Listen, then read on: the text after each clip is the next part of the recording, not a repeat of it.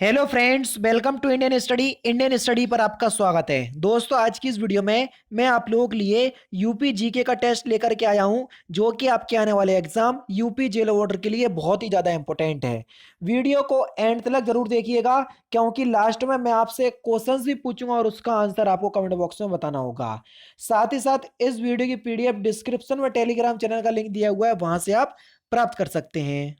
पहला क्वेश्चन है आपका कि उत्तर प्रदेश में लघु एवं मध्यम उपक्रमों को जिसके द्वारा दीर्घकालीन ऋण उपलब्ध कराया जाता है, उस संस्था का या उस निगम का नाम क्या है? देखो, ऐसे क्वेश्चंस बहुत इंपॉर्टेंट बन जाएंगे, क्योंकि लॉकडाउन के अंदर सबसे ज्यादा जो मार पड़ी है वो लघु और मध्यम उद्योग के ऊपर पड़ी। तो अर्थशास्त्र से ऐसे क्वेश्चंस बहुत पूछे जाएंगे, समझ रहे? इसलिए आप इन क्वेश्चंस को बिल्कुल भी इग्नोर नहीं करिएगा। तो आपका सही आंसर हो जाएगा उत्तर प्रदेश वित्तीय निगम जो है वो लघु एवं मध्यम उपक्रमों को दीर्घकालीन ऋण ऋण उपलब्ध कराता है। उत्तर प्रदेश में स्कूल ऑफ पेपर टेक्नोलॉजी स्थित है कहाँ पर? ये क्वेश्चन इंपॉर्टेंट है और आ भी चुका है। तो ये सहारनपुर में स्थित है। चौथा ऑप्शन आपका बिल्कुल करेक्ट हो जाएगा। अब एक बच्चे का कमेंट आया था कि सर, आप यूपी जीके को इतना सीरियसली ले रहे हैं। यूपी जीके तो आएगी, लेकिन इतने क्वेश्चंस नहीं आएंगे जितने रीजनिंग के आएंगे। तो देखो, रीजनिंग भी मैं आपको पढ़ा रहा हूँ और यूपी जीके भी मैं आपको पढ़ा रहा हूँ। रीजनिंग में पूरी 50 इसलिए नहीं ला सकता क्योंकि हर क्वेश्चंस को समझाने पड़ता है। अगर समझाऊंगा नहीं तो कई बच्चे कमेंट करेंगे कि समझा नहीं रहे, डायरेक्ट आंसर बता रहे। और 50 क्वेश्चंस लेकर के आऊंगा तो ये समझ लो, समझाने के साथ साथ वो वीडियो 1.5 से 2 घंटे की बनेगी। और रीजनिंग कुछ है ही नहीं है, आप लोगों को केवल प्रैक्टिस करना है रीजनिंग की। तो प्रैक्टिस अगर आप घर पे करोगे तो वो ज्यादा इंपॉर्टेंट रहेगा। मुझे वीडियो बनानी होगी तो मैं तो बना दूंगा और आप लोग देखोगे और मेरे पैसे भी बनेंगे ऐड से, ठीक है ना? लेकिन मैं ये चाहता हूं कि आपका टाइम बचे और अच्छे कम टाइम में ज्यादा सीख पाओ। इसलिए मैं रीजनिंग की वीडियो को 15 मिनट से ज्यादा नहीं खींचता, क्योंकि वहां पर मैं आपको बता देता हूं कि किस तरह के क्वेश्चंस पूछे जाएंगे। फिर आप घर पे अपनी तैयारी करो। अब ऐसा थोड़ी ना है कि सब कुछ अगर आप यूट्यूब से पढ़ोगे तो घर पे आप क्या कर रहे हैं, फिर बताओ। अब यूपी जीके के कम से कम 10 क्वेश्चन आएंगे। अब 10 क्वेश्चन कम होते, अब खुद बताओ। 10 से 15 के बीच में क्वेश्चन आएंगे यूपी जीके के। समझ रहे ना? 37 क्वेश्चन आपके आने हैं जीके में, और इसमें से 10 से 15 के बीच में ले लो कि यूपी जीके की क्वेश्चन आपको मिलेंगे। तो थोड़ा समझो इस बात को, ठीक है?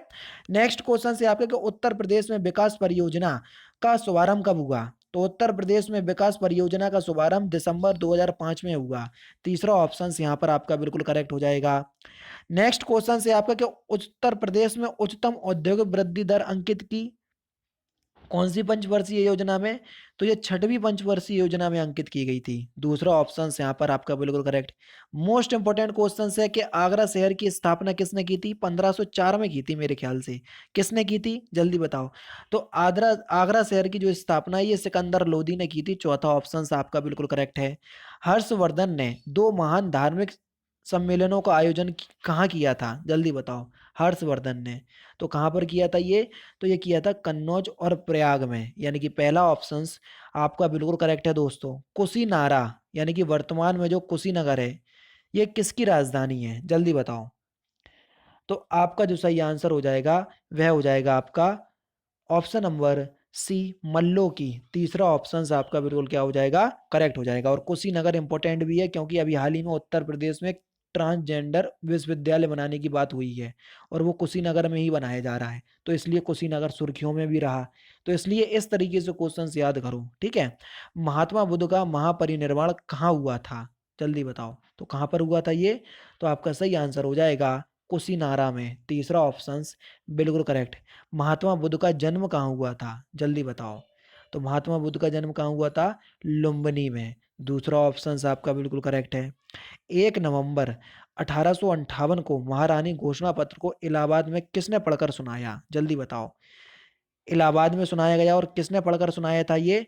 लॉर्ड कैनिंग ने। दूसरा ऑप्शन आपका बिल्कुल क्या हो जाएगा, करेक्ट हो जाएगा। अब देखो, 1857 के समय जो गवर्नर जनरल थे यही तो थे, कौन? Lord Canning. और 1858 की बात हो रही है, तो वहां से भी आप इस क्वेश्चन का आंसर लगा सकते। लेकिन कभी कभी ना स्थान का नाम पूछ लिया जाता, तो इलाहाबाद भी याद रखना, ठीक है? कानपुर षड्यंत्र मुकदमा किस आंदोलन के नेताओं के विरुद्ध था? कानपुर षड्यंत्र मुकदमा, तो ये साम्यवादी आंदोलन के नेताओं के विरुद्ध था। तीसरा ऑप्शन बिल्कुल करेक्ट होगा प्यारे दोस्तों। चौरी चौरा घटना कब घटित हुई? अब सबको पता कि 1922 में हुई, लेकिन अब डेट सहित आपसे पूछ लिया गया, जल्दी बताओ। क्योंकि ये उत्तर प्रदेश के गोरखपुर में हुई थी, इसलिए ये क्वेश्चन पूछा जा रहा है। तो ये कब घटित हुई थी? तो आपका जो सही आंसर हो जाएगा वह हो जाएगा आपका ऑप्शन नंबर ए 5 फरवरी 1922 को। पहला ऑप्शन करेक्ट। उत्तर प्रदेश के किस शहर को सल्तनत काल में पूर्व का सिराज कहा जाता है? जल्दी बताओ, जल्दी बताओ। अगर आपने अभी वो वेब सीरीज बहुत ही ज्यादा प्रख्यात रही, कौन सी? मिर्जापुर। एक मिर्जापुर है और दूसरा कौन है? जौनपुर। तो वही है भैया पूर्व का सिराज, जौनपुर। वाराणसी एवं इलाहाबाद के तीर्थ यात्रा कर की समाप्ति के लिए किसके नेतृत्व में काशी के पंडित मुगल बादशाह के सामने गए? तो किसके नेतृत्व में गए? तो कविंद्राचार्य, यानी कि तीसरा ऑप्शन बिल्कुल करेक्ट हो जाएगा। ये क्वेश्चन आपका यूपी पुलिस कांस्टेबल में पूछा जा चुका है। पूर्ण रूपेण हिंदी भाषा का पहला समाचार पत्र उदंत मार्दंड, जो 1856 में कलकत्ता में कानपुर के संपादक के संपादकत्व में प्रकाशित हुआ, इसके संपादक कौन थे? तो इसके संपादक कौन थे? पंडित जुगल किशोर मिश्र। दूसरा ऑप्शन करेक्ट। आपसे ये पूछा गया था कि हिंदी का पहला समाचार पत्र कौन सा था, तो आंसर था आपका उदर मानदंड। तो इस तरीके से आप याद कर लो, ठीक है। नेक्स्ट क्वेश्चन, उत्तर प्रदेश में प्राथमिक शिक्षा के लिए स्कूल चलो अभियान देखो तीसरी बार हो रहा, कब लागू किया गया? तो स्कूल चलो अभियान कब लागू किया गया उत्तर प्रदेश में? तो आपका सही आंसर हो जाएगा ऑप्शन नंबर, तो 2000 में स्टार्ट किया गया, ठीक है ना, सन 2000 में। अब ध्यान रखना, कभी कभी क्या होता है दोस्तों, 2001 भी ऑप्शंस आ जाता है। 2000 और 2001 के बीच में आपका स्टार्ट किया गया, लेकिन प्रायोरिटी के देखें तो प्रायोरिटी के अनुसार आप पहले प्राथमिकता देंगे ऑप्शन नंबर बी को। अगर ऑप्शन नंबर बी ऑप्शंस में ना हो तो तीसरा ऑप्शन लगा देना, ठीक है ना। लेकिन हाँ, मैंने जहां भी पढ़ाया था 2000 ही पढ़ाया, इस बात को ध्यान रखना। किस समिति ने त्रिस्तरीय पंचायती प्रणाली की सिफारिश की थी? तो त्रिस्तरीय समिति की पंचायती प्रणाली की सिफारिश करने वाली समिति का नाम क्या था? तो आपका सही आंसर हो जाएगा ऑप्शन नंबर ए बलवंत राय मेहता समिति। पहला ही ऑप्शन बिल्कुल करेक्ट। और द्विस्तरीय समिति प्रणाली की सिफारिश की थी अशोक मेहता समिति। तो दोनों याद कर लो। निम्नलिखित में से किसका प्रत्यक्ष निर्वाचन होता है? जल्दी बताओ, प्रत्यक्ष निर्वाचन किसका होता है? प्रधान, इनका तो होता है, ठीक है ना। उसके बाद है आपका क्षेत्र प्रमुख, ये नहीं होता है। फिर उसके बाद है आपका जिला पंचायत अध्यक्ष, ये भी नहीं होता है। सरपंच का बिल्कुल होता, पंच का बिल्कुल होता, यानी कि प्रधान, सरपंच और पंच, इन सभी का प्रत्यक्ष निर्वाचन होता है। तीसरा ऑप्शन बिल्कुल करेक्ट हो जाएगा 1 4 5, ठीक है। निम्नलिखित में से किस नगर में नगर निगम नहीं है? जल्दी बताओ, किस नगर में नगर निगम नहीं है? तो आपका जो सही आंसर हो जाएगा वह हो जाएगा आपका फैजाबाद, ठीक है ना। चौथा ऑप्शन आपका बिल्कुल क्या हो जाएगा? करेक्ट हो जाएगा, ठीक है। लेकिन दोस्तों अभी आप देखोगे तो ये इस क्वेश्चन का आंसर ठीक है, फैजाबाद ठीक है, लेकिन इसकी अब कहानी सुन लो। क्योंकि फैजाबाद जो है वो अब उत्तर प्रदेश के अयोध्या में शामिल हो गया है। क्योंकि आप सभी लोग जानते हैं कि अयोध्या जो था वो फैजाबाद जिले में आता था, लेकिन अब फैजाबाद का नाम ही हटा हटा दिया गया। वहां पर पूरे जिले का नाम ही अयोध्या रख दिया गया है, ठीक है। और अयोध्या नगर निगम भी है, तो इस बात को ध्यान रखना। यानी कि अब जो है वो फैजाबाद में नगर निगम है। लेकिन अगर हम बात करें इस क्वेश्चंस की, तो आप चौथा ही ऑप्शंस लगाएंगे अगर कहीं आ गया। वैसे तो बहुत कम है आपको देखने को मिले ये ऐसे क्वेश्चन। उत्तरांचल गठन के बाद उत्तर प्रदेश में कितने विधानसभा क्षेत्र शेष बचे? उत्तरांचल का मतलब उत्तराखंड से है, तो कितने बचे? 403। उत्तर प्रदेश में विधानसभा की सीटें कितनी है? 403। निम्न ग्राम पंचायतों के गठन में कौन सा अनुच्छेद जो है वो संबंधित है? ग्राम पंचायतों का गठन कौन से आर्टिकल के तहत किया जाता है? आर्टिकल 40 के तहत। पहला ही ऑप्शन करेक्ट। राज्यपाल के संबंध में क्या सही नहीं है? उसकी नियुक्ति राष्ट्रपति करता है, बिल्कुल करता है। वह एक से अधिक राज्यों का राज्यपाल हो सकता है, बिल्कुल हो सकता है। जैसे उत्तर प्रदेश की राज्यपाल आनंदीबेन पटेल मध्य प्रदेश की भी है। वह 5 वर्ष तक पद धारण करता है, बिल्कुल करता है। या राष्ट्रपति के प्रसाद पर्यंत भी काम करता है। कौन? ये व्यवस्थापिका द्वारा हटाया जा सकता है? बस नहीं, यही चौथा ऑप्शन जो है वो आपका गलत है, ठीक है।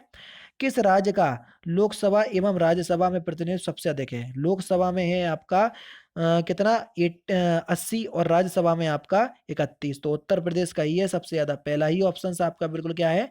करेक्ट है। सिंपल भी क्वेश्चन था। नेक्स्ट क्वेश्चन, सूची 1 को सूची 2 से मिलाना है। जालौन का मुख्यालय बता चुका हूं कि जालौन का मुख्यालय उरई है। अब बताओ कौन से ऑप्शंस में चौथा ऑप्शन देखो पहले और दूसरे ऑप्शन में दिया, तो तीसरा और दूसरा तो हटा ही दो। अब देखो कानपुर देहात का मैंने बताया कि अकबरपुर में है, यानी कि चौथा पहला कौन से ऑप्शन में दिया, पहले ही ऑप्शन में दिया, पहला ऑप्शन यहाँ पर आपका बिल्कुल क्या हो रहा, करेक्ट हो रहा। अब देखो लास्ट क्वेश्चन ये है कि राज्यपाल की नियुक्ति किस आर्टिकल के तहत की जाती है, तो इस क्वेश्चन का आंसर आप मुझे कमेंट बॉक्स में बताएंगे कि जो राज्यपाल की जो नियुक्ति है वो किस आर्टिकल के तहत करते हैं। तो दोस्तों ये थे आपके यूपी जी के, और थोड़े क्वेश्चंस आपके संविधान के भी आ गए, तो टेस्ट में मुझे भी मजा आ गया, समझ रहे, क्योंकि आपके जो पुलिस के एग्जाम होते हैं उसमें मोस्टली कॉन्स्टिट्यूशन यानी कि संविधान के पॉलिटी के जो क्वेश्चंस होते हैं उनका जो घनत्व होता है वो ज्यादा होता है, यानी कि ज्यादा वेटेज रखते हैं, वो ज्यादा क्वेश्चंस पूछ ले जाते हैं जीके की अपेक्षा। तो इसलिए दोस्तों अगर आ गए तो और ज्यादा मजा आ गया मुझे टेस्ट पढ़ाने में।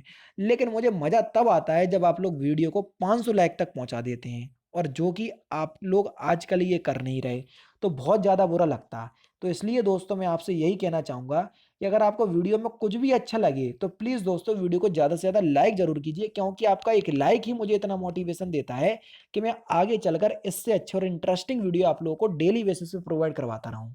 तो दोस्तों फिलहाल की वीडियो में सिर्फ इतना ही। अगर आपको वीडियो पसंद आए तो प्लीज़ दोस्तों वीडियो को लाइक कीजिए, शेयर कीजिए, और साथ ही साथ हमारे चैनल को सब्सक्राइब करना ना भूलें, क्योंकि मैं रोजाना इसी तरह के वीडियोस आप लोगों के लिए लाता रहता हूँ। नमस्कार दोस्तों, जय हिंद, जय भारत।